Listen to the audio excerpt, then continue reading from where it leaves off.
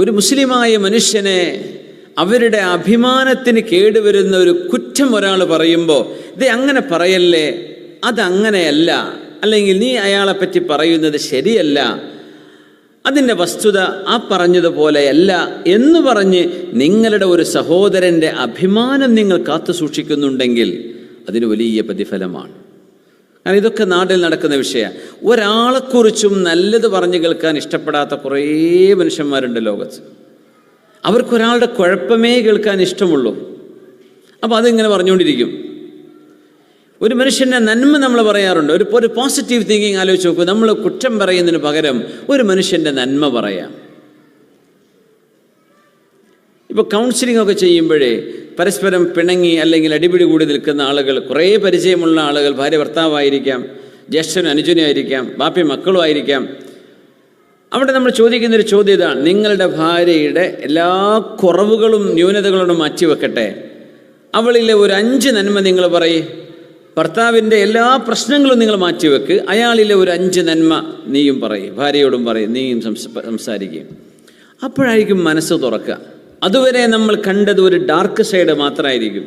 എത്രയോ നന്മകൾ ഇപ്പുറത്ത് ബാക്കിയുണ്ടാവും. അത് നമ്മൾ കണ്ടിട്ടില്ല, പറഞ്ഞിട്ടില്ല, ഒരു നന്മ പോലും നമ്മൾ ശ്രദ്ധിച്ചിട്ട് പോലും ഉണ്ടാവില്ല. ഓരോ മനുഷ്യനിലെയും നന്മയെ ഐഡൻറ്റിഫൈ ചെയ്യാൻ പറ്റുക, അത് റസൂലുള്ളാഹി സ്വല്ലല്ലാഹു അലൈഹി വസല്ലം തങ്ങളുടെ വലിയൊരു ക്വാളിറ്റിയാണ്. അറിയാലോ, അന്ന് കള്ളു കുടിച്ചിട്ട് അടികൊണ്ട് വാങ്ങിപ്പോകുന്ന ഒരു മനുഷ്യനെ സ്വഹാബിമാർ ശപിച്ചപ്പോഴേ തങ്ങൾ പറഞ്ഞില്ലേ, ലാ തൽഅനൂ, നിങ്ങൾ അയാളെ ശപിക്കുകയാണോ? ഞാൻ അയാളെക്കുറിച്ച് മനസ്സിലാക്കിയത് അന്നഹു യുഹിബ്ബുല്ലാഹ വ റസൂലഹു, അള്ളാഹുവിനെയും അവൻ്റെ റസൂലിനെയും ഇഷ്ടപ്പെടുന്ന ആളാണ് ഇയാൾ. പറഞ്ഞില്ലേ നബി തങ്ങൾ സ്വല്ലല്ലാഹു അലൈഹി വസല്ലം. പ്രത്യക്ഷത്തിൽ ആൾ കള്ളുകൂടിയനാണ്. പക്ഷെ അയാളുടെ മനസ്സിൻ്റെ ഉള്ളിൽ എവിടെയോ തങ്ങളോട് കാണിച്ച സ്നേഹം തങ്ങൾ ഓർക്കുകയാണ്. കള്ളുകുടിയനാണെന്ന് മുദ്രകുത്തപ്പെട്ട് ആ മനുഷ്യൻ ശിക്ഷ വാങ്ങിച്ചു പോകുമ്പോൾ ആളുകൾ ശപിക്കാൻ കാരണമുണ്ട്. പുണ്യനബിയുടെ അടുത്ത് വന്നിട്ടായി ശിക്ഷയും വാങ്ങിച്ചു പോകുന്നു. അത് 1 അല്ല 2 അല്ല 3 തവണ. അപ്പോൾ പറയൂലേ, മാ അക്സറമായി ഉച്ചാബിഹി, എത്ര തവണയാ അവിടെ വരുന്നത്, എത്ര അടിയാ കിട്ടുന്നത്. അപ്പോൾ ലാ തൽഅനൂ ലാ തുഈനു അലൈഹി ശൈത്വാൻ, പിശാചിനെ നിങ്ങൾ അയാളുടെ മേൽ സഹായിക്കരുത് കേട്ടോ എന്ന് നബി തങ്ങൾ പറഞ്ഞു സ്വല്ലല്ലാഹു അലൈഹി വസല്ലം. അതെന്താ ശപിക്കട്ടെ എന്ന് പറഞ്ഞാൽ എന്താ അർത്ഥം? അള്ളാഹുവിൻ്റെ പൊരുത്തം ഇല്ലാതെയാവട്ടെ. പിന്നെ ആരാ അവിടെ ആ സ്പേസിൽ കയറിയിരിക്കുക? പിശാചാണ്. അതുകൊണ്ട് നിങ്ങൾ ശപിക്കരുത്. മാ അഅലമു, എനിക്കറിയുന്നത് അന്നഹു യുഹിബ്ബുല്ലാഹ വ റസൂലഹു, അള്ളാഹുവിനെയും റസൂലിനെയും ഇഷ്ടപ്പെടുന്ന ആളാണ് ഇയാൾ എന്ന് റസൂലുള്ളാഹി സ്വല്ലല്ലാഹു അലൈഹി വസല്ലം. നോക്കണേ, ഒരു മനുഷ്യൻ്റെ പോസിറ്റിവിറ്റി കാണുകയാണ് എപ്പോഴും നമ്മൾ കാണാൻ ശ്രമിക്കുക. ലോകം ഏതൊക്കെ വഴിയിൽ സഞ്ചരിച്ചാലും ഒരു മുഅ്മിന് ദീനിൻ്റെ വഴിയിൽ സഞ്ചരിക്കാൻ കഴിയണം. ആളുകൾ എങ്ങനെയൊക്കെ ജീവിച്ചോട്ടെ, എന്തൊക്കെ പറഞ്ഞോട്ടെ, നമ്മുടെ നിലപാട് ഇങ്ങനെയായിരിക്കണം.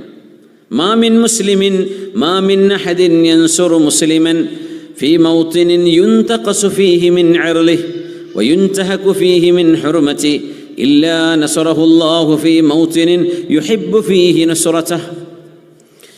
ഏതെങ്കിലും ഒരാൾ തൻ്റെ സഹോദരനായ മുസ്ലിമിനെ, തൻ്റെ സഹോദരനായ വിശ്വാസിയായ ഒരു കൂട്ടുകാരനെ യൻസുറു സഹായിച്ചു. എങ്ങനെ? ഫീ മൗതിനിൻ യുൻതഖസു ഫീഹി മിൻ ഇർദിഹി, ആ മനുഷ്യൻ്റെ അഭിമാനം പിച്ചു ചീന്തപ്പെടുന്നൊരു നേരത്ത് ആരൊക്കെയോ അയാളെക്കുറിച്ച് എന്തോ കുറ്റം പറഞ്ഞുകൊണ്ടിരിക്കുകയാണ്. ആ പറഞ്ഞ നേരത്ത് ഇല്ല, അത് പറയരുത്, അത് പറയാൻ മാത്രമല്ല വിഷയമൊന്നും ഇല്ലല്ലോ, അത് ഇത്രയല്ലേ ഉള്ളൂ, അദ്ദേഹത്തെ കുറ്റം പറയരുത്, അയാൾ ഇന്ന നന്മകളൊക്കെ ഇസ്ലാമിക് സെൻ്ററിന് ചെയ്തു കൊടുത്തിട്ടില്ലേ, MCC ചെയ്തിട്ടില്ലേ, സുന്നി സെൻ്ററിന് ചെയ്തിട്ടില്ലേ, പൊതുരംഗങ്ങൾ ചെയ്തിട്ടില്ലേ എന്ന് എന്തെങ്കിലും ആ മനുഷ്യൻ ചെയ്ത ഒരു നന്മയെ ഹൈലൈറ്റ് ചെയ്യാം. അങ്ങനെ നിങ്ങൾ ഒരാളുടെ അഭിമാനം നിങ്ങൾ കാത്തു സൂക്ഷിച്ചിട്ടുണ്ടെങ്കിൽ ആ മനുഷ്യൻ്റെ പവിത്രത പിച്ചു ചീന്തപ്പെടുന്ന ഒരു സ്ഥലത്ത്, അതൊരു പക്ഷേ ഓൺലൈൻ പ്ലാറ്റ്ഫോമിലായിരിക്കാം, ഓഫ്ലൈനായിരിക്കാം, അങ്ങനെയൊക്കെ വരാം.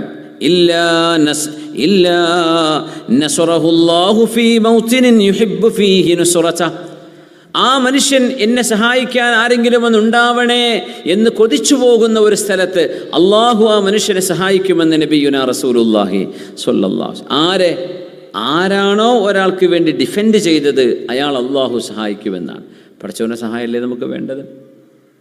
അതുകൊണ്ട് നമ്മളത് ശ്രദ്ധിക്കുക. അള്ളാഹു നമ്മുടെ സാമൂഹിക ബന്ധങ്ങളെ അള്ളാഹു തആല കെട്ടുറപ്പിലാക്കി തരട്ടെ. ആമീൻ യാ റബ്ബൽ ആലമീൻ.